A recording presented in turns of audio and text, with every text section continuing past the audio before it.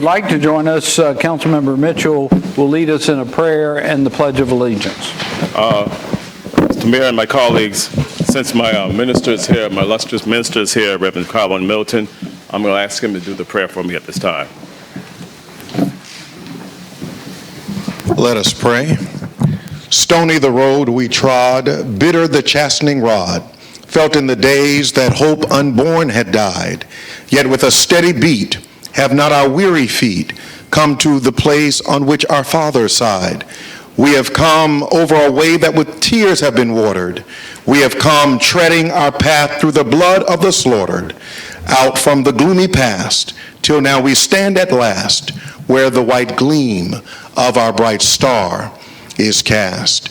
Eternal God, our Father, we come now asking your presence and your divine providence in this place today. Bless this city council meeting, and we ask, oh God, that you continue to empower and just lift up the work of this city.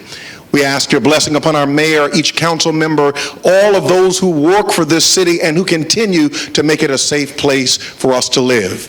God, we ask, oh Heavenly Father, that you continue to help us to remember and remind us that the moral arc of the universe is long, but it continues to bend toward justice.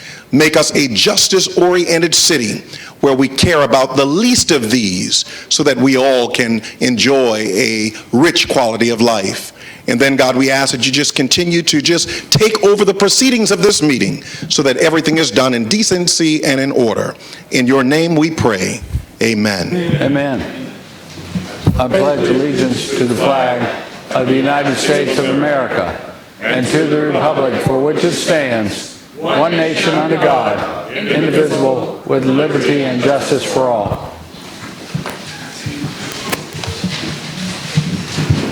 This, I've got 2 copies. So thank you for that prayer, Reverend Middleton. And I would just share with everyone that in addition to being a remarkable pastor of Councilmember Mitchell's church, Reverend Middleton is also the leader of our illumination project. And you are doing a terrific job, and thank you for your efforts to help build trust between our citizens and our police department. Thank you, Reverend Middleton, for what you do, and so appropriate to uplift us with the opening verse of Lift Every Song and Sing on the heels of our community's 47th commemoration of Martin Luther King Jr. Day, his birthday. He would have been 90 years old this year had Dr. King continued to live.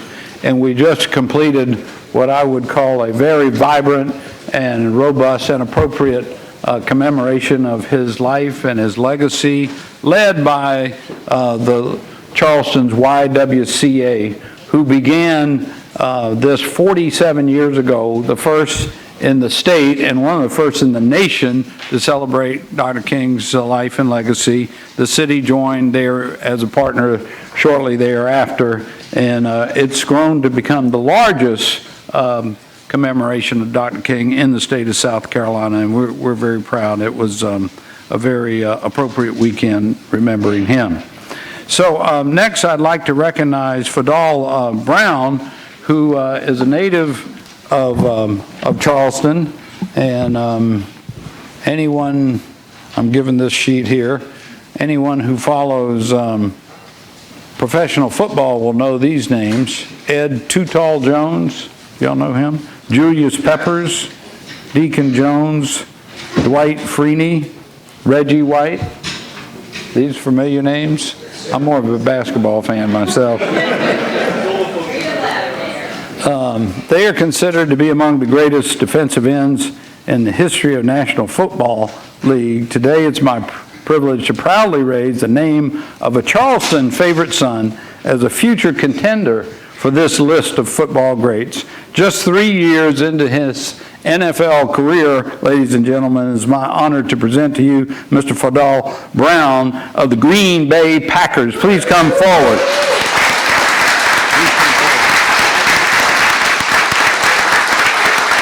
Wow. with Fadal today is his mother, Miss Teresa Brown. Miss Brown, where are you? Please come forward. And other members of his family, but I'm not going to ask them all to come forward because we don't have that much room. And his high school coach, Earl Brown. Where's Coach Brown? Come forward, Coach. We'll ask you to come forward.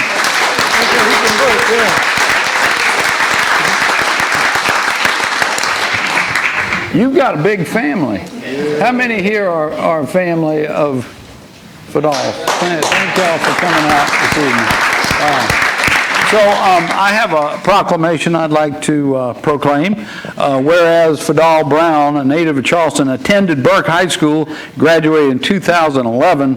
While at Burke, he excelled on the football field, receiving many honors. In 2012, Fadal attended Florida International University for his freshman year, and in 10 games recorded 8 tackles and 1.5 sacks. I guess somebody helped you on that one. After his impressive freshman year, he transferred to Ole Miss in 2013, and he would go on to play every game in 2014 season at Ole Miss, finishing second on the team with 5 quarterback hurries while also making 38 tackles and a sack. And during his time at Ole Miss, Fadal received many awards and accolades. In 2015, he received the J. Richard Price Courage and Compassion Award. He also finished out the season with 10 quarterback hurries, 32 tackles, 1 sack, making him the team leader on defense. Whereas Fadal continued improving both on and off the field in his final year at Ole Miss, he graduated in 2015 with a bachelor's degree in general studies. He achieved a triple minor in education, park and recreation management, and physiology. An exemplary student athlete, he also made the Dean's Honor Roll 3 consecutive years. Congratulations on that.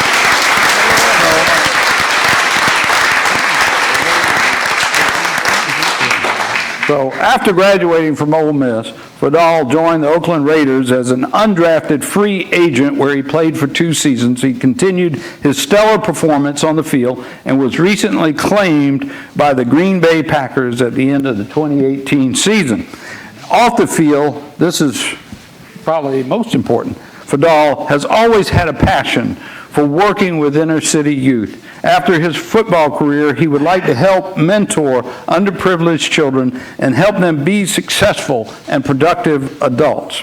I commend Fadal on his excellent football career and his continued community service to Charleston and to each part of the country where he has lived and served. And therefore, I, John J. Tecklenburg, Mayor of the City of Charleston, on behalf of City Council and all of our citizens, do hereby proclaim today, Tuesday, January 22nd, as Fadal Brown Day in the City of Charleston. Congratulations.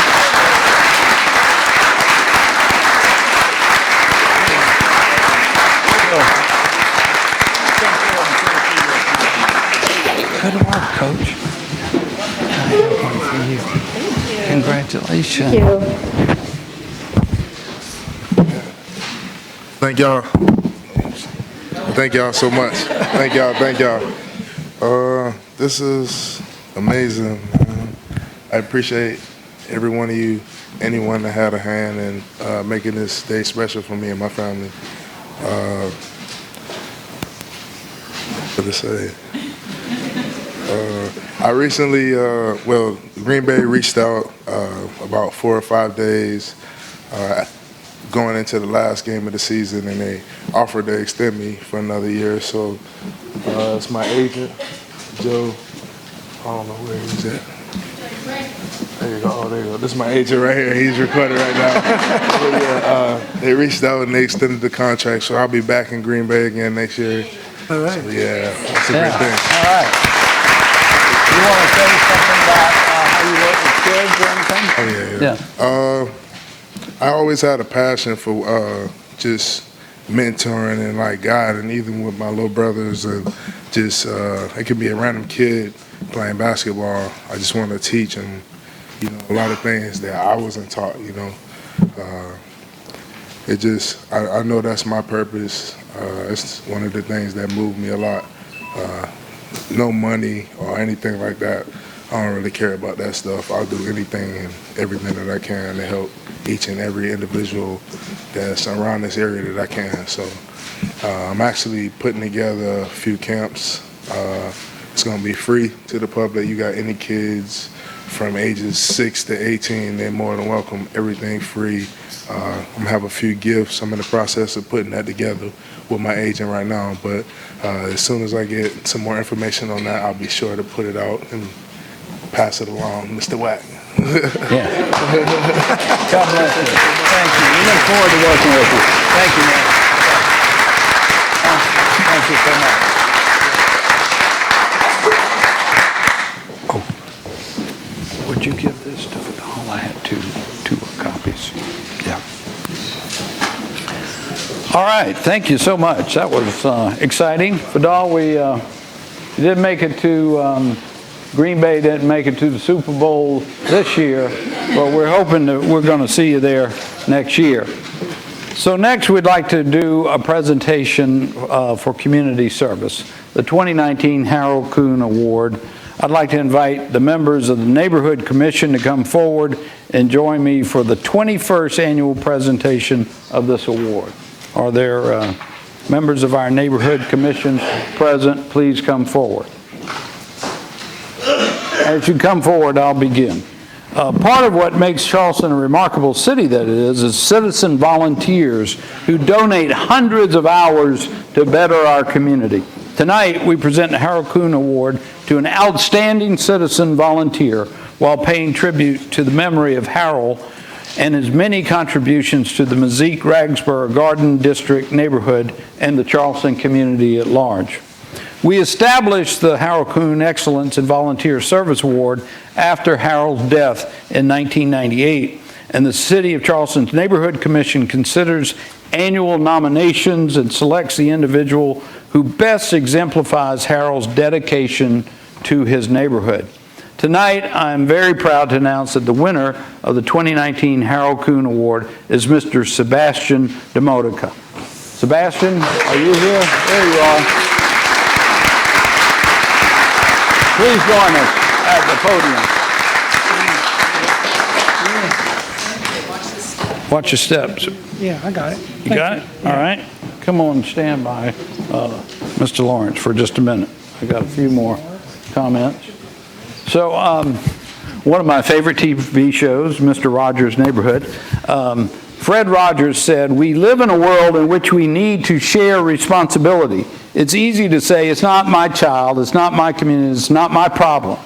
Then there are those who see the need and respond. I consider those people my heroes." And Sebastian is one of those heroes. He has volunteered with Enough Pie, Historic Charleston Foundation, Keep Charleston Beautiful, spending countless hours managing the Romney Urban Garden, helping to create the Butterfly Book Nook, and serving on the board of directors of Keep Charleston Beautiful. He can be seen in his north central neighborhood pruning the garden, picking up litter, increasing recycling awareness, volunteering with Charleston Waterkeepers, serving on planning committees for community projects, contributing resources for projects, solving neighborhood problems, and doing so with great kindness, dedication, and a smile. His volunteer involvement extends to areas in the Upper Peninsula wherever he sees a need or opportunity. His actions reflect the wonderful, dedicated volunteer spirit of Harold Kuhn, and there is no doubt that he is a worthy recipient of the 2019 award. Sebastian, congratulations again, and thank you for all you do for our community. And here's a plaque. Just a little bit. And you're getting a standing ovation. Would you like to say a few words? Yeah, come forward, right here. All I can tell you guys is, first of all, thank you, and secondly, change begins with a single potato chip bag. All right. Mr. Mayor, I would say everything that you said about him is true. He is a very outstanding citizen and a great constituent of mine. There you go. Once again, thank you. And thanks to the commission and the time and effort they put into their community and selecting our recipient. Diane Hamilton was with us tonight, and Arthur Lawrence. Thank you for your help with all this. Mr. Mayor, Yes, sir. we didn't acknowledge that the principal of Burke High School is also here. Oh, I'm sorry that. Ms. Swinton. Miss Cheryl Swinton is the principal of Burke High School. I'm sorry, Miss Swinton, Miss Principal. I did not notice that you were here. Yeah. Thank you for the work you do. So next, we have a number of public hearings, not too many, but a few. And for these matters, we ask you to keep your remarks to a minute and a half tonight. And anyone can come forward when we call out these matters, but we ask you to keep your remarks relevant to the public hearing at hand. But we will wait just a minute.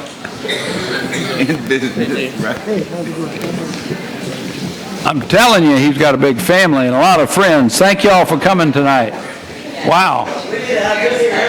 Yeah.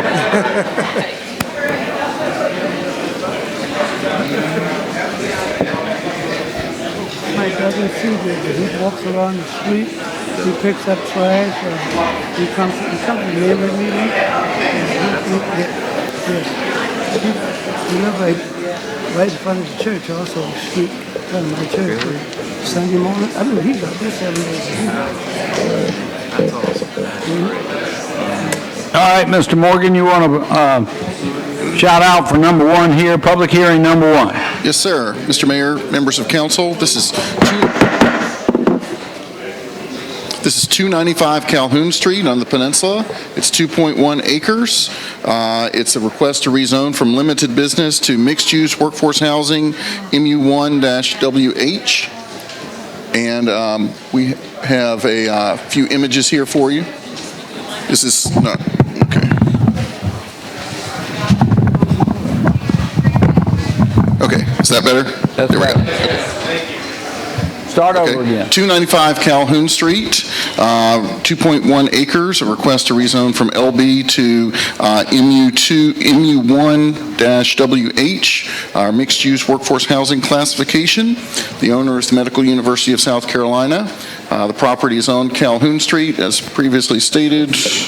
Let's see if we got the laser going here. It's not showing up on the board, but it's right there outlined in black on the board at the corner of Calhoun and Halsey Boulevard, backing up to Alberta Long Lake. We have some images. This is the site from the Century 5 plan that shows it's in the urban core designation, which is the district in the comprehensive plan that calls for the densest, most intense uses. Here is an image of the property there with outline above it. There's a current medical office building on it. Here you see it a little bit closer. And there's the site across from Roper Hospital. And just from the other side, here's a street view of the property and another from the other side of the property and right there at the corner. So again, a request to go from LB to MU1-WH. Both staff and Planning Commission recommend approval. Thank you. Would anyone like to be heard on the rezoning of 295 Calhoun Street? Yes, sir. Please come forward. Anthony G. Bryant, 2123 Cortland Avenue, Charleston, South Carolina 29403, former board member of the Zoning Appeals of Charleston County in 2006. We made public comment on JEDA bonding through JEDA, the MUSC. We also were concerned about all public property owned by government, and that the highest and best use of that property should be above and beyond affordable housing. All these properties are owned by the public, and we hope that many of the properties that are owned by the public is used for the public good. And I don't think that MUSC is a good steward of that based upon its relationship with this intended beneficiaries of program and activities in this area. And so therefore, I'm interlocutor, which means a minstrel, by the federal court across the street. So I submitted all the documents necessary to Maybank's got over there to add to this record right here. Okay, everything's over there. I want to make sure I get a copy of that too and stamped by you at some point. Thank you, sir. Would anyone else like to be heard on this matter? Yes, sir. Please come to the microphone. Good evening, Mr. Mayor, members of council. My name is Jason Long. I'm here speaking on behalf of the applicant tonight. We are excited to be involved with this wonderful piece of property. We were deferred, I believe it was a late November meeting, and we were asked to meet with the Charleston Village Association. We have met with the various boards and answered questions that they had. We felt like it was a positive meeting and very good dialogue, and we are excited. We have a desire to bring housing across from the medical district. We think that there is a need there, and we think it's a great spot for that use. And I'm here to answer any questions that you may have tonight. Thank you for your time and your consideration. Thank you, Mr. Long. Would anyone else like to be heard? Hearing none, it comes to council. We have a motion to approve and a second. Councilmember Seeking. Thank you, Mr. Mayor. Just very briefly, I'd like to thank my fellow council members for deferring this from our December meeting. In the time between then and now, this matter has been brought to the Charleston Village Neighborhood Association. We had a very good and robust chat for a couple of hours about it. Just so you all know, this is a gateway property to the city. It's one of 3 parcels along that southern corridor of Calhoun Street coming off the connector. When we went through and rezoned the entire peninsula, we put this in the 8530 Height District. It's currently zoned limited business, and there's 2 pieces of property to the west of it that sort of frame up that entire package at the northern end of Alberta Long Lake. The vision and hope is that this will actually be one of 3 parcels that can be tied together and turned into a project that will be appropriate for that north end of the lake in that corridor. The developer's team has, I think, is engaged. That one piece of property that we're rezoning tonight is owned by the Medical University. The other 2 parcels to the west are owned by Roper. Interestingly, the middle parcel has been approved by the city for a short-term parking lot, which is the lowest and worst use possible over there. It's dangerous getting in and out. So hopefully this will be one of 3 properties that we can then bring in concert together to build a nice project up there that all works together. It is in the MU zoning, so if you actually go do the math, this is going to spin off a good bit of money for affordable housing if they take the fee in lieu, which I think the developers indicated they're going to do. One point of interest, as we were looking at this property and thinking about it, there is a bulkhead along the north end of Alberta Long Lake, and if you walk along there, don't walk too close to it. It's failing like crazy, and I wanted to thank Mr. McQueenie, who went back and did a title search along the whole length of that wall, and it's fascinating, but the most fascinating part of it, for the purposes of those sitting around this table, is it's not the city's seawall. It's about to be, the developers is about to buy this piece of property at MUSC, so we're going to get a nice seawall out of this, courtesy of the ultimate development out there. And I do believe access on the north side to Long Lake to the public, so we can build a ring around it. So this will be one of 3. The Charleston Village Neighborhood Association, after a long conversation, did in fact unanimously approve this. I would ask that you all do the same, and let's see. This has got a long way between now and when it actually gets developed. Not sure what it's all going to look like in the end, but residential is the best use. So we don't do residential. That'll be a bunch of offices, really tall, dense, parked up offices. So it's the best use. Ask for approval. Thank you. All right. Any other comments? We have a motion. All in favor, please say aye. Aye. Any opposed? The ayes have it. Next, number 2, Mr. Morgan. Yes, these next 2 are recent annexations in the city of Charleston. 2115 St. James Drive on James Island. It's a 1/4 acre. It would come in as SR1. It was an R4 property in Charleston County.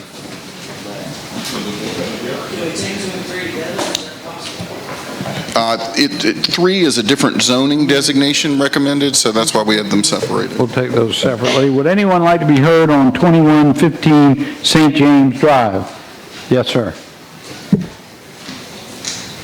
Just point of information. Yes, sir. Okay, the process would be, for anybody, would be, this would be a notice in the Post and Courier, right? Right? This would then be a procedure, right, where you can provide exhibits and whatever, right? You have an effective date, right? And then you have something called petition, right, where you can say you're against it or for it.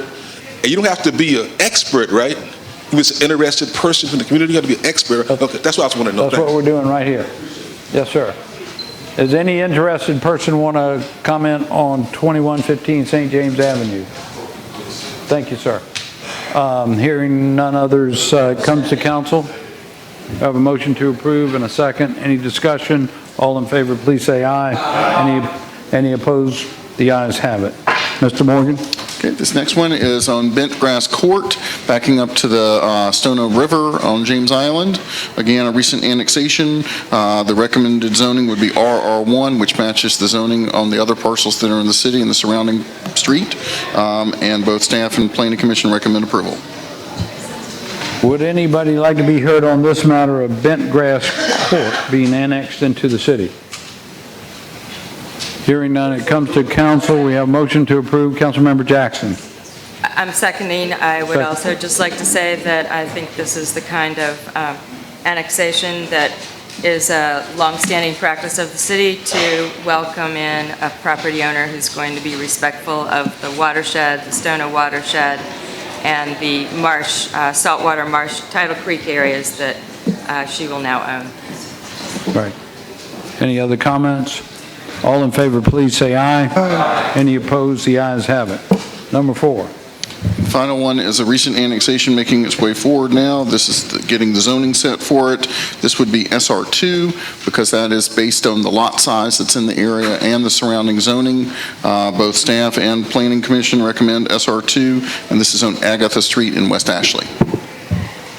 All right. Would anyone like to be heard on Agatha Street annexation and zoning? Yes, sir. With the new traffic study you're doing, are all these annexations going to be involved in the new traffic study or the flooding studies you're going to be doing for floodplains? These new annexations been brought in, will that be coming on board in terms of, the capacity for absorbing flooding in the area? Just want to ask that question. These are single-family lots. So all properties are now, just to answer your question, for all annexations, we now consider the flood characteristics of the property before we are willing to take a new property into the city. So yes, sir, we do consider that. All right. Would anyone else like to be heard? If not, it comes to council. I'll second. We got a motion to approve and a second. Any questions, discussion? All in favor, please say aye. Aye. Any opposed? The ayes have it. And next is our approval of minutes. Just one second. Okay. We weren't able to put the other ones on. Okay, just for the December 18th meeting. Move for approval. Okay, we have a motion to approve December 18th minutes only. Any? Councilmember Griffin.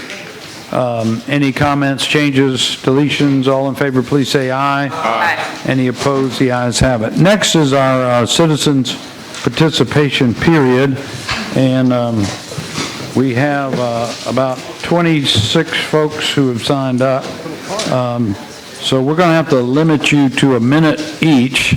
I know that's not a lot of time, so let me just suggest, don't beat around the bush. Get right to the point of whatever you want to talk about. And if you hear someone else who's kind of made a similar point, you might want to, take another angle at the subject matter rather than being repetitive. And I'm glad if there's a lot of folks here talking about the same thing, to have a show of hands, and that kind of thing to show for or against anything y'all might be here for. But I'm going to respectfully ask no outbursts from in the chamber. Just let's listen respectfully to everybody's remarks, and Madam Clerk will call out about 4 or 5 folks at a time, and if y'all will just kind of queue up to either side on the microphones, and we'll take you as you come. How many are signed up, Mr. Mayor? About 26. About 26. Yes. Yeah. Okay, first we'll have Muhammad Idris, followed by Tony Bryant, then Arthur Lawrence, Josh Dix, and Tanisha Brown.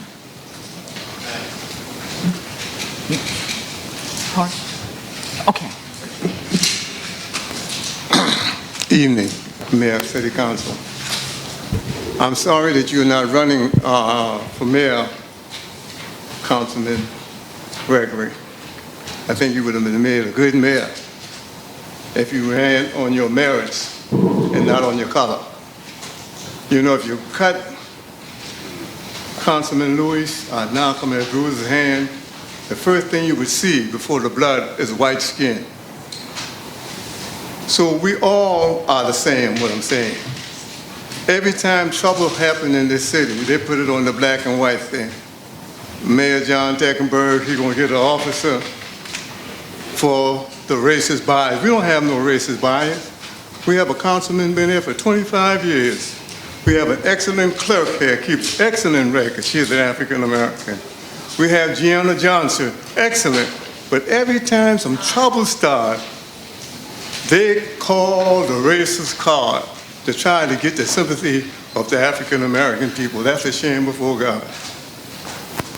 Thank you, sir. Thank you, Mike. The federal court called me interlocutor. Interlocutor means a minstrel. And so nobody's ever called me a minstrel before. But it's in good standing. I want to add to the documents that you have regarding how to file a formal complaint to the Justice Department. That's on the table. Other information on the table as far as the DHEC and DHEC's issues and the AG's issues and other issues that we have in this state. And so I want to make sure that you understand clearly that Anthony G. Bryant is not an interlocutor or minstrel, but the policies of this state is interlocutorial minstrels. For close to 200 years, it's been interlocutorial minstrel policies that create interlocutorial and minstrel people, where they go to prison reading at a third grade level in most cases. You're gonna lock a man up that can't read and can't write and can't do math. Thank you, sir. Good evening. Good evening, Mr. Mayor and Council. Yes, sir. I went back from the last city council meeting, went back to my neighborhood and told them what the fantastic job that y'all did at the last city council meeting. And they were proud of y'all. They were proud of their elected official. And so we thank y'all very much. We'd also like to thank the Planning Commission. I know we have to work out some problem, but they did a fantastic job also with taking everything off the table. And we applaud y'all, Mr. Mayor, and applaud City Council for the outstanding job. Sometimes people don't appreciate what you do, but the West Side Neighborhood Association appreciate everything what you do. And one other thing, coming down Cannon Street into the city, MLK sign have to go back. It's not there anymore. Okay. So we have to replace that sign. So thank y'all very much. That was at Cannon and where? Okay. It's a district when you come in. Is it Cannon and President or Cannon? Yes, sir. Yeah, okay. Thank you. All right. Yes, sir. Yes, ma'am. Josh Dix, live at 12 West Street. I am the Government Affairs Director for the Charleston Trident Association of Realtors. I'm here to discuss the proposed James Island, Johns Island moratorium. While the stormwater initiatives and the flooding are problems that we're facing, these are issues that the realtors are trying to tackle, and we want to be partners with the city on this. However, a moratorium is just not needed at this time. We went through this exercise last year with Johns Island. A Johns Island task force was created. This group has only met twice to address the stormwater drainage issues on Johns Island. So if a task force is formed and not initiated to meet with industry experts, why would another expansion of a moratorium be needed? So I ask, let's look at stormwater drainage, let's look at these flooding issues, bring in the industry experts, and let's work with the city and the new stormwater team to look at this issue responsibly. Thanks. Thank you, sir.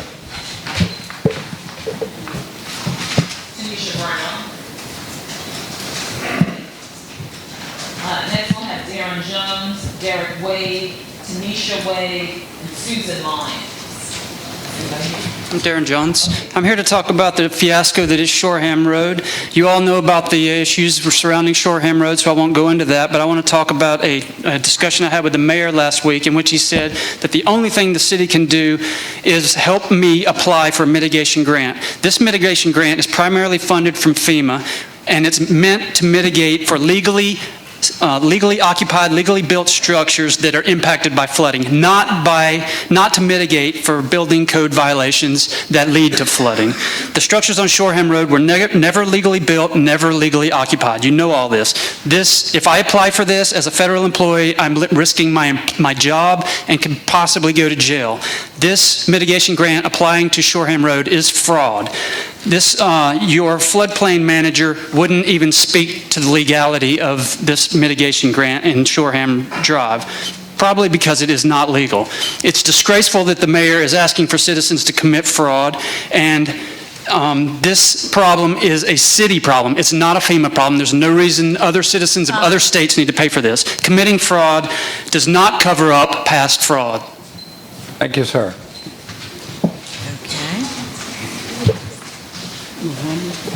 Good evening, Mr. Mayor, members of council. My name is Derek Wade. I live at 740 up on the Hill Road on James Island.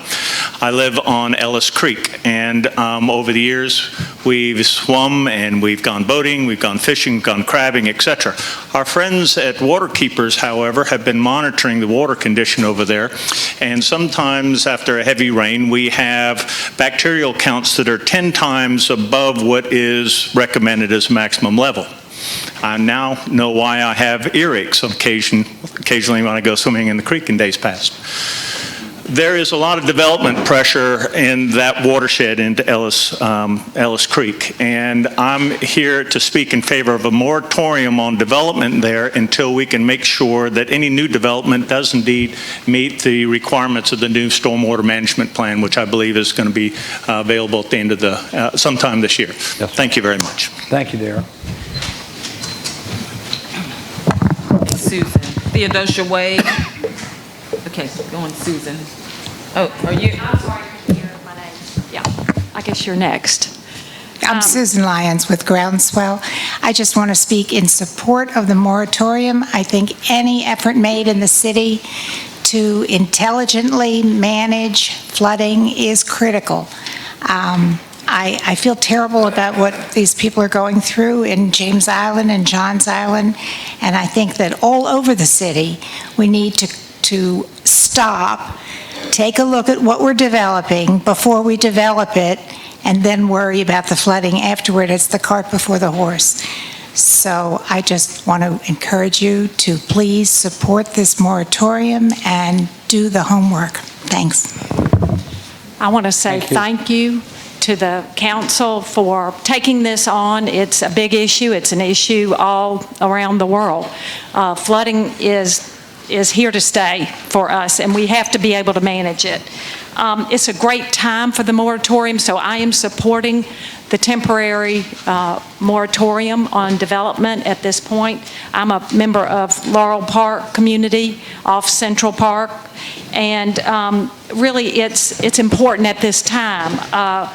There's the restructuring of the city stormwater department, the update of the city's stormwater regulations, and we're looking at the update of the sea level rise strategy. It just makes good sense to set aside some of these old regulations that are not doing the job and come up with new regulations that fit the new science, the new day of more water, and managing that in a way, and then allowing development to come in and work with that plan. So that's time.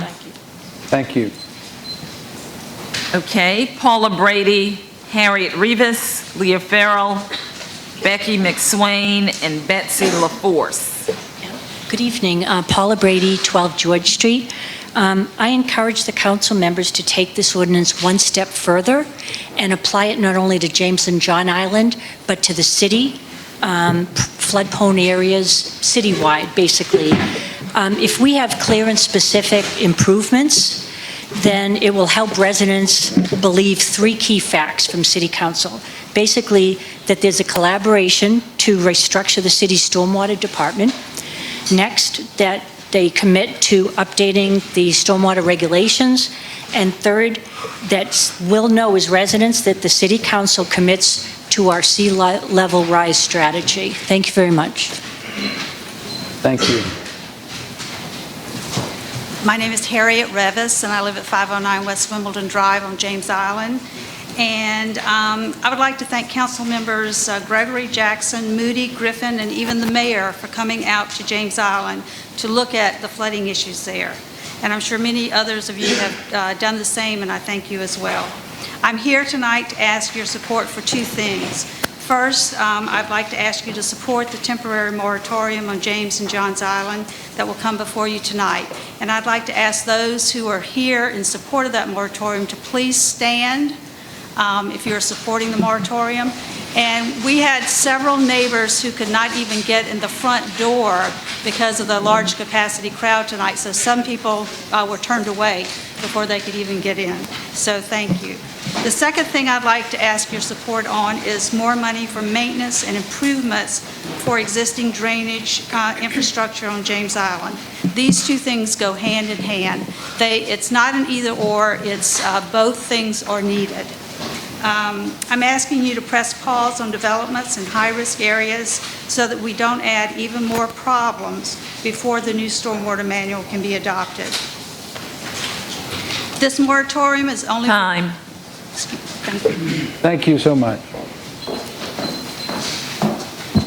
Good evening, Leah Farrell with the Preservation Society of Charleston. We have over 100,000 homes coming to the Charleston region, and that doesn't even include the 9,000 that are currently being constructed. Let's continue to grow, but let's do so in a way that does no further harm. If we aren't using development to help fix flooding, we're missing a golden opportunity here. We got to finish these stormwater guidelines, we got to get these drainage studies done, and then use that data. Let's let those facts inform our policy here. This amendment may not be the perfect approach, but we thank Councilwoman Jackson for starting the conversation because it's the only thing on the table right now. We've heard from all these residents for months that we need something like this, so let's get the conversation going. I think there's a lot to debate, but I think we can all agree that we need you, all as our leaders, to do something proactive against this development-driven flooding. Thanks so much. Thank you. Becky McSwain. Betsy LaForce. Hi, thank you, Mayor and Council, for even hearing us out. I know it's difficult to listen to all of us about this moratorium issue. I know that the word moratorium, most politicians are allergic to that word, and it's a hard one. Nobody wants to hear it, but in this case, as somebody who lives through the new developments, I really appreciate you considering it's a short pause. It is a moratorium, but it really is just a short pause, just to allow our city to get the updated stormwater regulations in place that will save our older neighborhoods. The value of our properties are at stake, that will prevent us from experiencing any future regret that we might have about allowing developments before we have everything in order. Though budgeted last year, we are still waiting for a water basin study. Thank you. Thank you very much. Good evening, Betsy LaForce with the Coastal Conservation League. The Conservation League is supportive of the proposed temporary moratorium. It addresses the concerns the community, especially on James and Johns Island, have been expressing for years, specifically regarding the use of fill material. Current building regulations are enabling developers to clear land and bring in countless truckloads of incompatible fill material for new construction projects, limiting the land's natural capacity to store water. As the lead engineer studying the Church Creek drainage basin reflected about Church Creek, one of the biggest mistakes the city made was not regulating how developers use fill dirt in floodplains. We can turn to lessons we've learned from problems of the past to identify solutions for the future. We encourage council to take this ordinance one step further and make it citywide. Flooding is a citywide issue, and therefore proposed solutions shouldn't be limited to Church Creek and the Sea Islands. In last year's State of the City address, flooding was named as the top priority, and we're hopeful that the actions of council will express that same sentiment moving forward into 2019 as high tides, significant rain events, and rapid growth continue. Thank you all for your continued attention to this matter. Okay. Franny Henry, Paula Sisson, that may be wrong, Todd McInerney. Robert McMahon and Ashley Aldaviso, or something like that. Okay. Good evening, council members, and Franny Henty. Oh, okay. My name is Franny Henty, and I live in Laurel Park. Good evening. Thank you to Carol Jackson for proposing the moratorium. I just gave up. I'm a realtor. I take an ethics course, and I just gave up 2 listings that would require land development, adding impervious surface on Johns Island. The request for a moratorium on James Island as well as Johns Island, it rings truer for me not to list any land until y'all had a chance to do the studies that need to be done to stop us from being flooding out. Let's see, we need to stop this development until we can get crystal clear. And to get crystal clear, especially for the taxpayers who've already been here sustaining the community so that builders have a place to come build. Thank you to all the council members for your valuable time, your consideration, and for voting yes to the first reading of the moratorium. And it's just the flood-prone areas. Okay. I challenge all realtors not to list property in flood zone areas. Thank you. Thank you. Okay. Yes, sir. Good evening, everyone. My name's Todd McNerney. I live at 484 East Wimbledon Drive on James Island. I'd like to thank all of you for your service and leadership to our community, specifically to my councilman, Mr. Gregory, and to Councilwoman Jackson for bringing forth this proposed moratorium. I'm here to speak in favor of it in this respect. In recent newspaper articles, we've learned about the Dutch dialogues. Many of you have taken trips to the Netherlands to observe them. That reminds me of a fable I heard as a child in a book called Hans Brinker and the Silver Skates. It's about a little boy who sticks his finger in a dike and stops a flood. That took courage. It took simplicity. And it wasn't a permanent fix. Rather, it was a temporary challenge that one young person took in order to save his community. I ask you to consider to be that courageous tonight and try to save our city. Thank you, sir.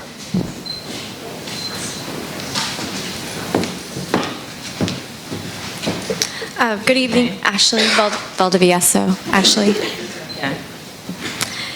My name is Ashley Valdivieso, 3878 James Bay Road. I'm the Association Director of the Charleston Home Builders Association. On behalf of the building community, we don't recommend the proposed moratorium. Just a reminder, fill-in development standards are set by the city, not our builders.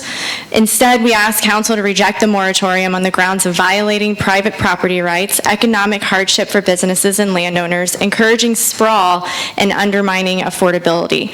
While we are also concerned with flooding as citizens, a moratorium creates more problems than solutions. In its place, we recommend allowing industry input for flood prevention, expediting stormwater design standards manual updates, develop a transfer of development rights program, and implement the TRC reforms recommended to the city over a year ago. Thank you. Thank you.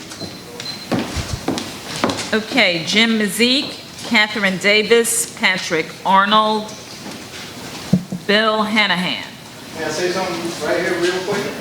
This is Jimmy Mazik. Yes. You can take your turn from up there. Yes, sir. Hopefully the mic will pick you up. Okay, just real quick, at least 4 people around here in this council have walked the neighborhood, they understand, the mayor himself too. People understand why we need more for it. Our houses are flooding. There's one piece of dirt left, we're going to build on that. Of course, the developers and the builders are going to go against that, but I ask you, please pass it for moratorium. I mean, I can't stand another flood. Thank you. Thank you, sir. Yes, ma'am. Good evening. My name is Catherine Davis, and I live at 38 Cross Creek in James Island. I'm a citizen rep on the city's Stormwater Task Force, and I'm the president of Cross Creek Neighborhood Association in James Island. I'm here tonight to support the moratorium. By allowing for this necessary pause on development would give the city time to update the City of Charleston's stormwater regulations, which we are hard at work doing now and will be to council later this summer. As we all know, we must be more proactive with our land use practices as we plan for a changing future in this changing climate. I ask for all of you, but especially you, Councilmember Gregory, who has represented Cross Creek for so long, to please support this moratorium tonight. Thank you so much, and thank you, Councilmember Jackson. Take care. Thank you. Patrick Arnold. I don't see Bill Patrick. Hanahan.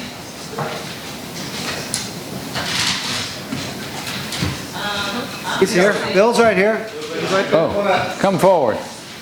Yes, sir.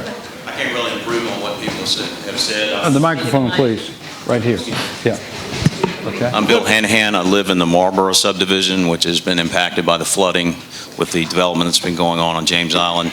I can't really improve on what people have said. I would just urge you to support the moratorium until the studies are done, and we can take appropriate action from there. Thank you. Thank you, Bill. Yes, sir. Okay, I think this is Joshua Craig. Joshua. And then Bob. Pickard. Oh, that might be Joshua. Yes. Yeah. Mr. Mayor, Yes, sir. council members, thank you. Please speak in the mic. Yes, sir. What happens when demand outstrips supply? I think we all know that prices go up, and that ultimately limits affordability. And the other thing it does is it pushes urban sprawl. Moratoriums and responsible growth do not go hand in hand.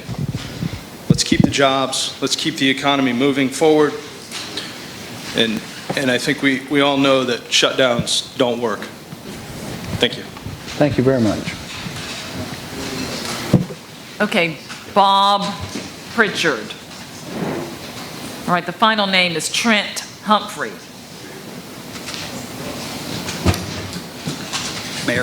Mayor, council members, Bob Picard, 572 Savannah Highway.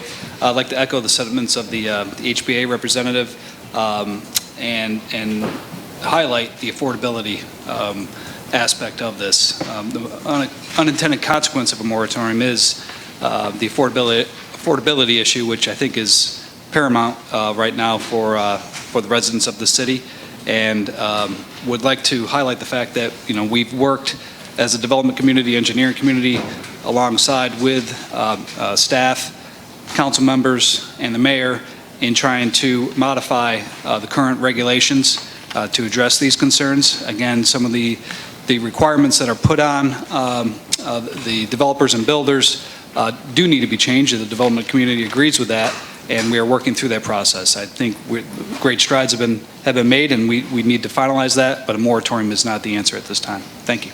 Thank you, sir. Was there one more? No, that was it. Did anyone sign up that we missed? Trent Humphrey, you said my name, but Please come forward, sir. Welcome. Hello, my name is Trent Humphrey. I'm the student ambassador for the Historic Preservation and Community Planning Department of the College of Charleston. I'm also an intern at the Board of Architectural Review here. I would like to express support on behalf of the students of the Historic Preservation and Community Planning Department of the College of Charleston. We have a class that's actually looking into these problems, and we are very strongly in support of responsible development. The elephant in the room really is that we're going to delay this by having the moratorium, and then nothing's going to get done, and all we're going to have to be is behind. That's the only reason why you would want to delay it. That's the only reason why you would want to be against it. But if we do this effectively, actually update the design standards as they should be, it will allow us to not make the same mistakes that we made in the past. The people in historic preservation and community planning at the College of Charleston are not just the people who are preserving our beautiful antebellum mansions. They're the people who are going to be the next community leaders, and we really do care about planning Charleston in a responsible way. Thank you very much. Did we miss anybody else?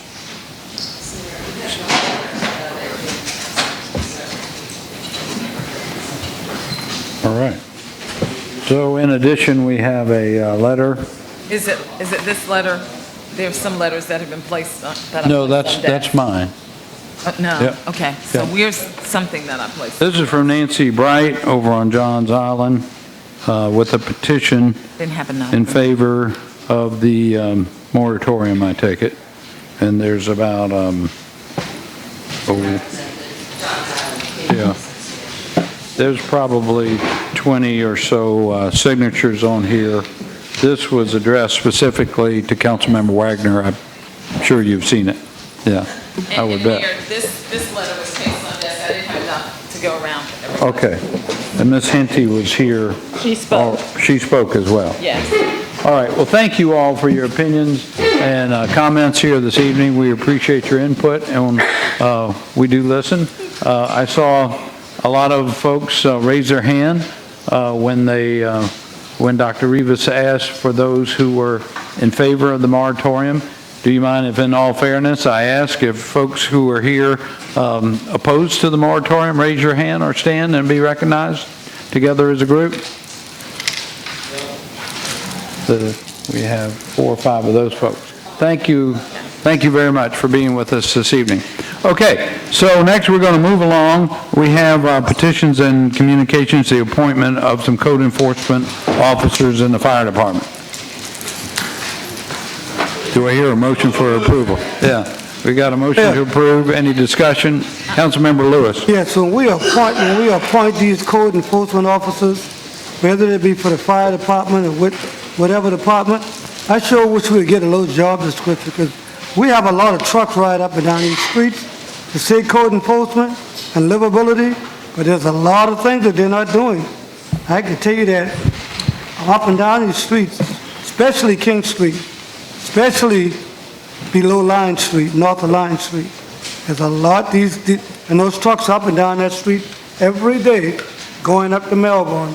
And I can tell you what, there's a lot of citations. If I'd been a code enforcement officer, I could have written. But they're not writing citations up there. So I'd like to know, every time we appoint a new code enforcement officer, I'd like to have a little job description of what they're going to do. Okay.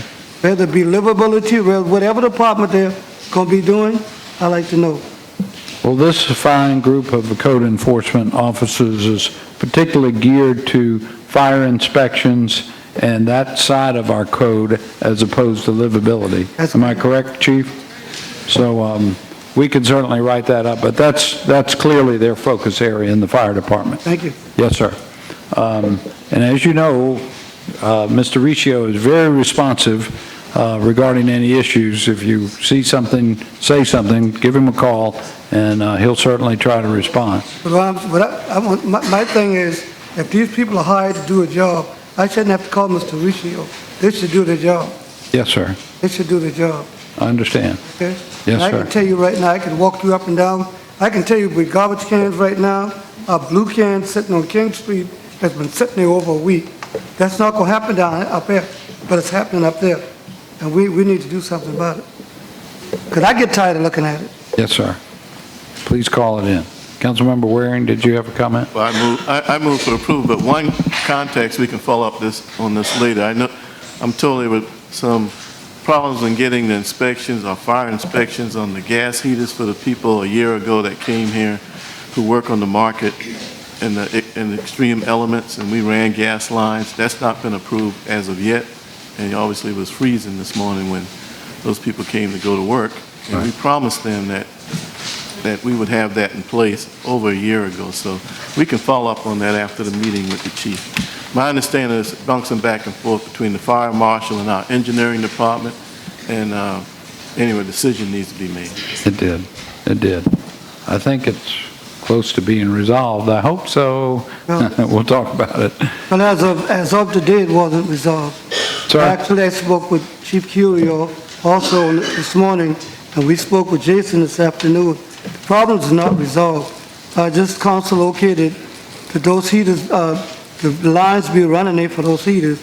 And if we got department heads that can't come together and make a sound decision, then we need to find some more people to work for the city. Because people are paying to rent those spaces in the market. They came to us, they asked for some help. We approved the monies to put the system in System is in, now all they need is approval on the type of heaters. And that's between engineering and, I guess, the fire department. But right now, it's going back and forth. But we need to get these heaters in, because I've heard a lot of people in the last week or so, they stayed on from work. So cities losing revenue and they're not working because they're not selling goods to the tourists, so we're losing money. We're spending money, but we're losing money. So let's get this problem resolved, please. Yes, sir. And I know you would, Mr. Mayor. Thank you so much. I've been trying. All right. Any other discussions or questions? All in favor, please say aye. Aye. Any opposed? The ayes have it. Next is our council committee reports. First up is traffic and transportation. Councilmember Seeking. Thank you, Mr. Mayor. We had a excellent meeting of traffic and transportation this afternoon right here in City Council chambers about 3:30. We had a report from our consulting firm, Kimley Horn and Brett Wood, about the parking study that's been done over the past year or so. It was heard from all aspects of it. There's lots of issues surrounding parking on the peninsula. One of the things we learned, I think, from the presentation today is parking goes across all city lines. We've got issues all over the city. This is going to sort of stand as a template for all things we need to think about with parking, transportation, and development. It's all interrelated. It is interrelated with water, too. There's all sorts of things that parking relates to. So we heard from our expert, we heard from Mr. Benjamin. He recommended to us as a committee that we adopt the report in whole as a guide to policy in the city without any specific adoption of anything in there. The committee voted 5-0 to adopt the report as a matter of policy for the city. I would ask that this council do the same. Thank you, Mr. Mayor. All right. Approval. I have a motion to approve. Any discussion? All in favor, please say aye. Aye. Any opposed? The ayes have it. Thank you. Congratulations. Okay, next, our Committee on Public Works, Councilmember Waring. Mr. Mayor, thank you, Mr. Mayor. You see 2 acceptance and dedication as outlined on the agenda. They were properly moved and passed unanimous in our Public Works Committee, and I move for approval at this meeting. We have a motion and a second. Any discussion? All in favor, please say aye. Aye. Any opposed? The ayes have it. We also had an update on the Spring, Fishburne, and Calhoun West drainage basins, which were very impressive. I wish all of you all could have been there, seriously. Very, very good presentation. I thank the staff and Mayor for putting that together. And we also heard that we are very close, very, very close. The ad hoc committee met last week, and we whittled down the companies for the flood plan manager for the entire city. They're down to 2 companies. I think they'll be brought in, I believe, in February for an interview, and eventually we'll vote on one to bring forward to council. But that information was provided to the committee members as well, just for information. So. Any questions of Councilmember Waring? Mr. Mayor. Mr. Griffin? I have a question for you, Mr. Mayor. Where are we at with the hiring of the new stormwater director? We have some good applications. It's technically still open. I think we're going to leave it open for about 1 more week. And then when I get back from Washington, D.C. next week, we'll be interviewing candidates for the position. How quickly they can accept after a decision is made, an offer is made, will depend on their circumstance, but my guess, my goal would be in 3 to 4 weeks' time, we'll maybe even before the end of January. But then you have to do the offer and get accepted and all like that. But pretty soon. Councilmember Jackson. Thank you, Mayor. Chairman Waring, I don't mean to correct you, but I do think that you used the term, we're about to hire a floodplain manager and outside. It's actually for project work. So the firm that we're about to hire, we already have a floodplain manager, so I just didn't want the record to show that. My problem was I read the agenda. My problem was I read the agenda that's before us, and that's what it says on there, so. So it's the long-awaited project manager. Project manager, you're correct. To be able to get That's some right. jobs done. Yeah, that's right. Good news. That's correct. All right, thank you very much. Mr. Mayor? Yes, sir. Councilmember Lewis. G and King, where are we at on getting some work started on that? I know we've gotten a study done, But that seems like that's as far as we going? We had a preliminary study done. Now we have to do the engineering for the recommended project. The same firm, JMT, would like to be able to proceed. It pushes them above my authority to hire them without it going through our normal procurement process. So that's where we are. I think it's headed to procurement so that we can hire them for the next step. Okay. Yes, sir. Thank you. Mr. Mayor, I'm concerned about the same thing, King and Hughie.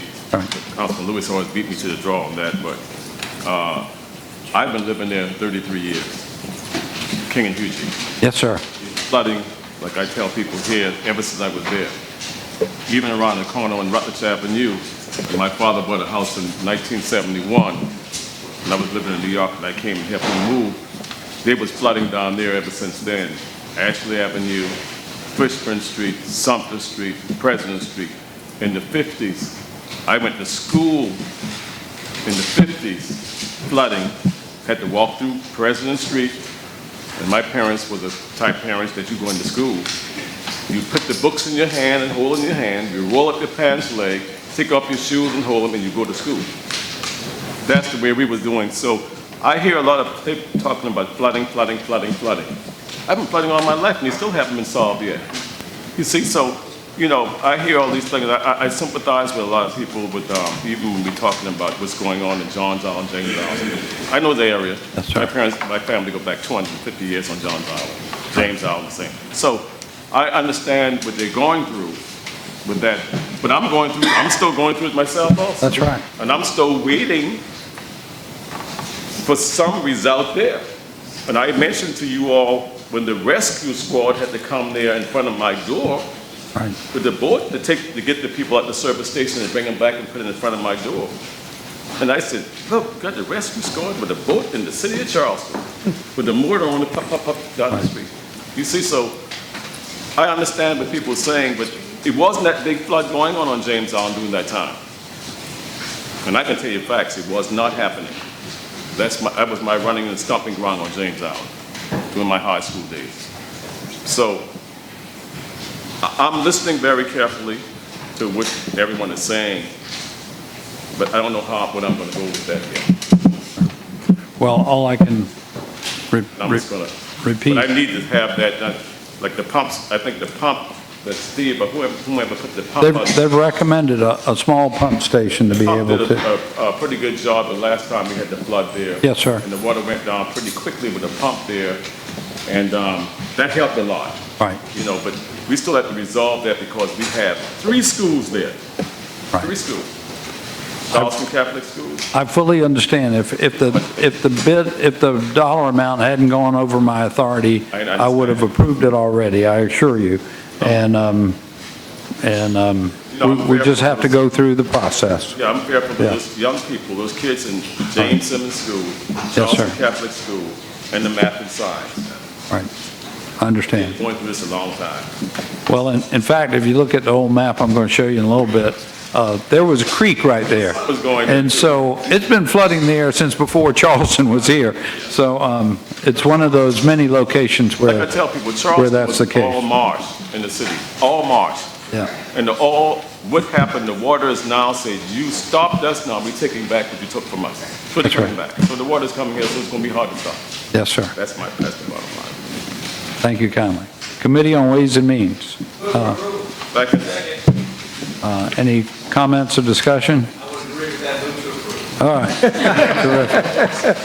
All in favor, please say aye. Any opposed, the ayes have it. Our bill for third reading is deferred. We have 5 bills up for second reading. One through 5, second. We got a motion and a second. Take 1 through 5 together. Any questions, comments? All in favor, please say aye. Any opposed, the ayes have it. Now for third reading and ratification. All in favor, please say aye. Any opposed, the ayes have it. So now we have 2 bills up for first reading. Before we start, this first one that so many people have come to comment on might take a little while. for us to discuss, and I just want to make everybody aware with the State of the City remarks that I'm giving at 7:30. However, Channel 4 wants to get set up a little after 7, so we may not finish this item before we have to break for the State of the Can we City. take up M2 first, just to get through that part of business? Sir? Can we take up M2 before we go to M1? If that's the pleasure of council, So because I'm sure that would move very quickly. And I'll move for approval of M2. Okay, we got a motion to approve M2. Any discussion or questions? All in favor, please say aye. Aye. Any opposed? The ayes have it. Councilmember Griffin?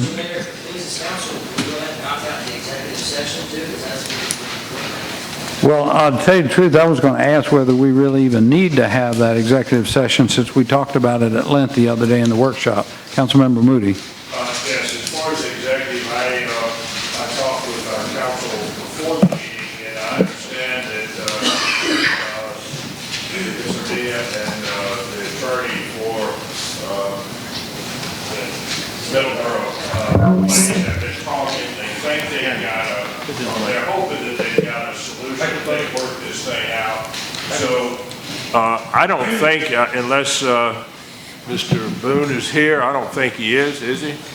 I haven't seen him. I haven't seen him either, so I'm assuming that they're okay with it, so the fact that they're not here, that we would just cancel that, or defer it maybe, until we need it.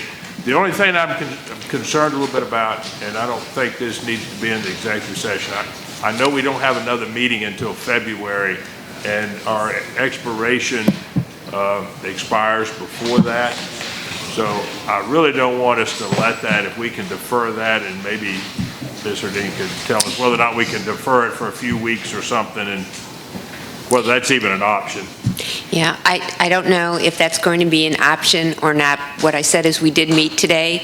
We discussed a number of different possibilities that we're looking at. And what I would probably like to do is just report back to you before the end of the week on where we are on this. And I think we're close to solving this. I think everybody wants it solved in the best interest of the surrounding people and the people that are there now. So I'm encouraged that we're moving in that direction. So I'll just move for deferral or cancellation. Right. Thank you. So that just leaves us with M1. Councilmember Lewis? And they sent us some information this afternoon in the email concerning the topic we're talking about. So maybe some of y'all might have got it late. It's on your list, so you have it on your desk. I know this is about the Davis and Floyd.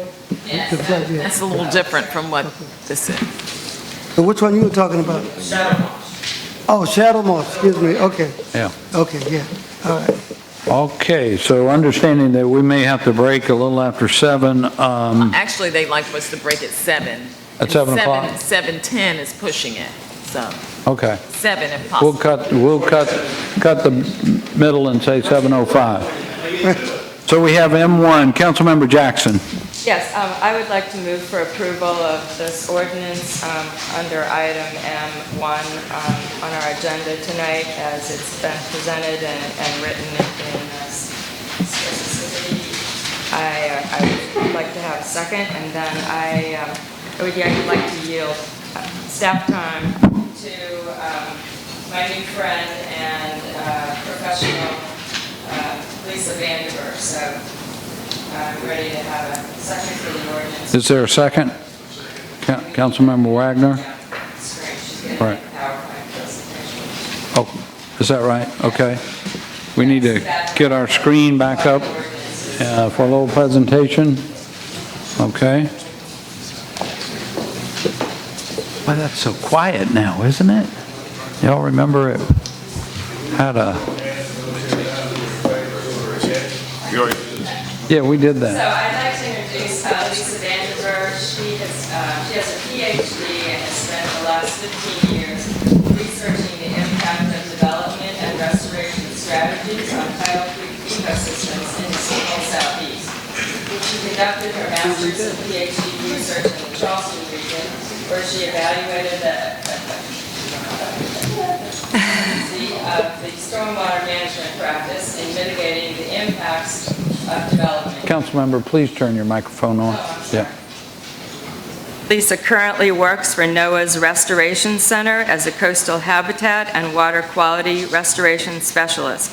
In addition, she currently volunteers with the Johns Island Community Association as their preservation chair. That's the organization that has been formed within the last 4 or 5 years. They have 500 members and 1,500 followers on their listserv, where they produce an excellent newsletter that's a resource to all the residents of Johns Island. Just so you know, I will probably follow by saying I am speaking on behalf, this is what Lisa is saying, as she is a citizen, to make sure that no one thinks she is speaking on behalf of her employer, NOAA, who is currently shut down for the budget. So thank you very much, Ms. Vandiver, Dr. Vandiver. I appreciate your being here, and we do have a PowerPoint that you created to be viewed tonight for you to speak through. Great. And I don't know who's loading that. Do I just go? Oh, perfect. Okay. Thank you so much for that introduction. And as Carol Jackson mentioned, I am here to speak to you as an expert, but most importantly, as a citizen of Charleston. So I wanted to just kind of make sure we all know, we've all heard this from all sides. These flooding pictures, this is our new reality. So I was hoping to take some time just to shed some light on the current management issue and also give you some perspective on how these key studies that the city is currently working on will address these issues. And these studies will be completed within the end of the year. So I think there's three, I mean, you could go into any details. And me as a scientist, I could really go into the details. So I tried to keep it higher level. There's three main issues I think that we're facing. Number one, and most importantly, FEMA flood zones do not account for stormwater runoff. It's only looking at storm surge. So this is a picture of my property.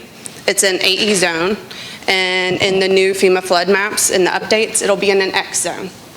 This is following a rain event in August, and you can see I clearly this land is flooding. And so it's important for you to understand that stormwater is not captured in the way that FEMA defines flood zones. And why this is important for you as a city council is because you need to understand the importance of the decisions that you're making when in regards to land use and how that then changes stormwater runoff. That's on Johns Island. Yeah. My property is actually in the county. So this is near the tomato shed, if you're familiar. You have to speak into the mic. Sorry, tomato shed? Yeah. On May. It's county. That is county. So just to give you a little perspective, again, higher level, but what you need to know is that in the low country, we don't have much slope, of course, and a lot of our soils are pretty sandy. So when you have rainfall applied to a landscape, a lot of that rainfall, well, you can't see, the pointer's not working. But there's very minimal runoff under natural conditions. And when that runoff comes off your landscape, it comes off in a pretty slow manner.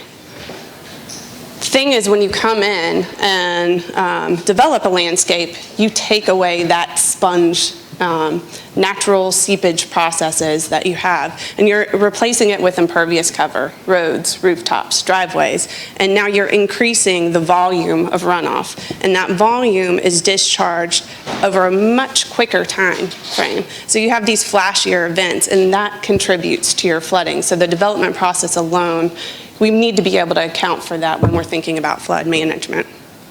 Oops, sorry.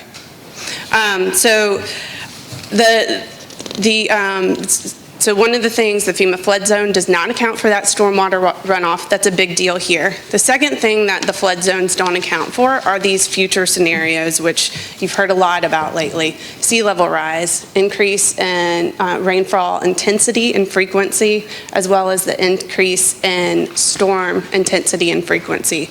All of these are very real, and we know what's happening.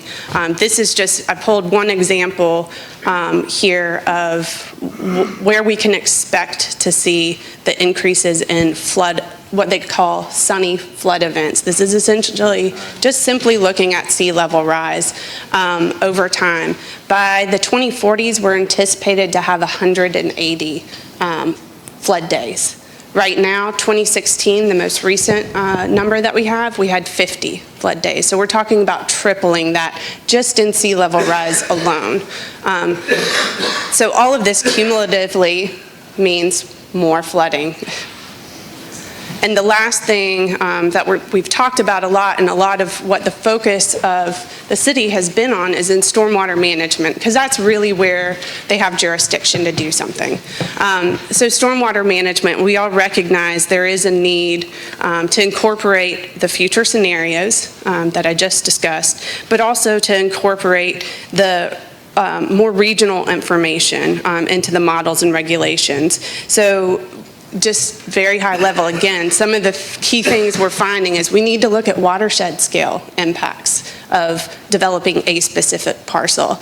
We need to start accounting for the impacts of shallow water tables on our models and our ability to capture the amount of runoff. We also know that fill displaces the microtopography that helps support that natural infiltration. So it's important to capture that. And we're all thinking about, in this new stormwater manual, how to incorporate that into our new regulations.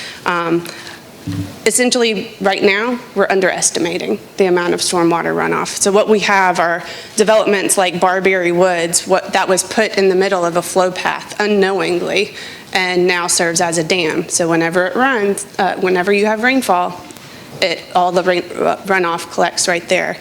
This is another example of a very new development on the bottom, where essentially it's brand new infrastructure and it's already filling in and collapsing because there's way too much stormwater coming into the system. It was under-designed. And I think the thing that we're all here to kind of speak to is the impact to our residents. You've heard several people on all sides about the impacts of this flooding and how it's affecting both our risk to life and our risk to property. These are very real concerns. Our current, one of the things, I just highlighted two specific studies looking at the reduction in property value. This was a recent study by First Street Foundation that found in Charleston, of the houses that were impacted, they've lost $266 million in value since 2005. That's a very real loss that someone incurs. I think the most important thing for y'all to keep into account is that as we continue to approve and permit development in these known risky areas, we are then passing the cost to the taxpayers to retrofit those decisions. I'm very much sensitive to the today cost, to realtors, developers. I understand that, but we can't forget the cost that we're passing on to those in the future. So just very quickly, I know you've heard all of these studies, but I just want to let you know that these studies that the city is undergoing and that are projected to be completed within this year are all trying to focus on these key issues that I was highlighting. They're going to identify flood risk areas, which is inclusive of rainfall, not just the storm surge, which is super important. And then in addition to that, they're going to improve stormwater management in other locations. I mean, I think the biggest thing that we've been pointing out is the update to the manual and then the subsequent regulations that will come from that. So this moratorium is not about just taking a pause, it's taking a pause with purpose. We have these studies in mind. if we can just get them completed, then we'll be in a much better informed place moving forward with development. So I know I'll kick it back to Carol. She's going to present more about the moratorium, but I just want to leave you with this, that you have a choice. You can continue to permit development in what we know are these flood risk areas, and we know the likelihood of failure. Or we can be bold. I can't remember who talked about the little boy with the finger in the dike. I really appreciated that, because this is a challenging choice for you to make. But we know that what we're doing is not working. So let's take a pause, consider taking a pause, consider being bold. Let the city complete their studies and initiate their regulatory updates so that we can move forward with developments that's more informed to minimize our flood risk to these areas and most importantly to our residents in Charleston. Can I ask you a question? Yeah. Why wouldn't we do this citywide? Why is it just in two places? If this is such a big deal, and we have so many studies going on out there, and we're just isolating two parts of the city, I mean, you've got council members here that live on the peninsula, we're getting crushed. Yeah. Crushed. And we know what we need to do, just moratoriums, we're tired of them. Yeah. And so, I mean, if we don't do this citywide, are we doing any big benefit to the whole city by just doing a couple places? I mean, we've tried, we've tried in other locations, we've tried in Johns Island, and I think that's a great point. One of the pictures you showed was on the peninsula. Yeah, I mean, it would be good to extend this to a broader area, and we can continue to argue about the details, but I think we have to start somewhere. I'm sure you've read. Yeah, I'm sure you've read the proposed piece, and in that piece, there are several provisions that a developer can undertake in order for them to be, I guess, in compliance with something. I don't know what. Because it looks like to me, if those provisions will get these guys in yellow, okay, to be in compliance, why aren't we just amending the existing stormwater handbook, period? I mean, I think that's what, I can't speak to that. That's outside of my expertise in the policy and development of regulations, but. I mean, as an expert, my question to you is, after reading those provisions, do you think that will get the job done? So I'll be honest, I don't know the details of the revisions that are being proposed. So. Okay, thank you. Councilmember Jackson. Yes, thank you, Mayor. Thank you very much, Doctor. I really appreciate all the time that you took to give us it's such a complex set of challenges and moving parts, and so I really appreciate that we have people, and this is really part of why I'm here tonight. I realize that this is the kind of legislation that we try to avoid because it's not good policy in the planning realm. It's not good lawmaking to stop things that we've put into motion in earlier times.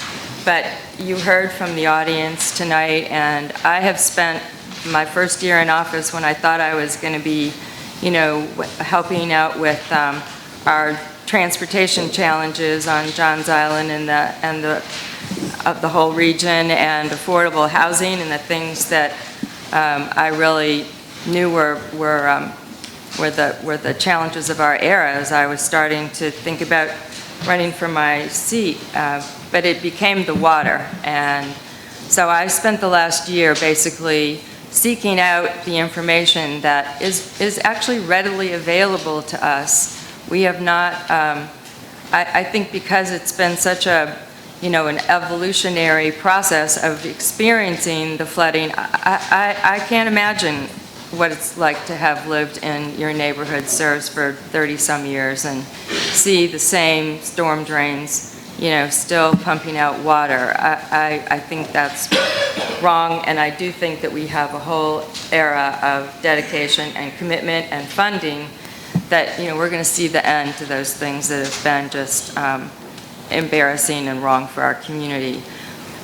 But I spent the year talking to people, the knowledgeable people that we have in our region that are starting to work together, to collaborate, to come up with the kinds of game plans that they want us to take up. And the staff that we have that we've been, trusting to do the kinds of evaluations and reviews and permitting that we're all relying on. And basically, their system is broken for the regulations that we have not provided to their level of authority. They do not have the ability to permit a stormwater design plan in good conscience. So it becomes this iterative process that goes on for many reviews, and no one is happy at the end of the day. So we've got the regulations, they're being written, they're going to be peer reviewed. It's going to be an amazing, vastly improved set of regulations that we'll be able to regulate and know that we're doing the right thing for our development. So, Councilmember, I would just like to answer the question that you asked. That's the question I want answered. The intent, when I started working with the Corporate Counsel's Office and Stormwater and the Resiliency Director in particular about what could we really do to be the most help to our citizens and to the work that we're asking our staff to do. We came up with this ordinance that would give us the pause on the properties that are currently in the development process, that are located in the areas of special flood hazard, the 100-year flood zones, as we all talk about them. And so that's the overarching term of who is going to be evaluated to be in the moratorium. But I also wanted to give an incentive to the properties that are going to be paying attention to the Church Creek way of doing stormwater design. So that's this section of the document, starting on page 8, section 54-975. It's called Interim Standards for Stormwater Systems and Facilities. And that mirrors exactly the standards that we currently now have in place for the Church Creek Basin. It won't be identical. It'll be rolled up into the regulations that we have coming forward to us at the end of 2019, or the fall of 2019. But for now, it's a much safer way of creating stormwater systems that are more likely and will be a better protection for the neighborhoods that properties are going into. So that's the nature of this section of the document. All right, one meeting, Councilmember Gregory and then Griffin. My question was whether or not the provisions that the interim standards that we came up with will do the job. That's a yes or no. Everyone's expectation, yes, according to the engineering work that was done for Church Creek Basin. It's universal in the way that it deals with It could apply across the board. It could, yeah, absolutely. Councilmember Griffin. Mr. Mayor, I have a few lengthy comments, but I think we should go ahead and stop. Yeah. All right. And we'll come back. Anybody got a short snippet? Yes, sir. On my desk, and I think everybody's got it. Yeah. And I'm not sure if I'm... Microphone. Not sure if I'm deciphering this information correctly, but if I am, it's telling me there's 7,649 residential units in Johnson James Island, of which 445 are the impacted units from this moratorium. Of which 155 are on James Island. Yeah. Am I correct? So basically, what's highlighted in yellow will be affected by the moratorium. And really, of that, there's only one project of any substance, America Star Oakville, 287 units. In terms of the projects that are currently in some sort of permitting status, yes. The moratorium will also cover properties that are in the locations of the special flood hazard areas, essentially the 100-year flood zones, who would choose to begin a project. Then they will be given the green light if they follow the Church Creek design standards that are the exception for how you can keep going in one of those locations. So we know we have, many properties that are currently in the process of application. Terrific. Councilmember Seekings, then we're going to go ahead and break. Okay. Quickly, so the interim standards are drafted from the standards that were in Church Creek, which the area the only thing we've done in there so far is buy a bunch of people out and moved them out. That's simply my comment. Yeah, we're going to have to talk about this. We're going to have a long discussion about this, I believe, after the State of the City. So I appreciate everybody's forbearance and patience. We're going to take a time out for a while and reconvene about 7:25 for some remarks, and then we'll continue with this discussion.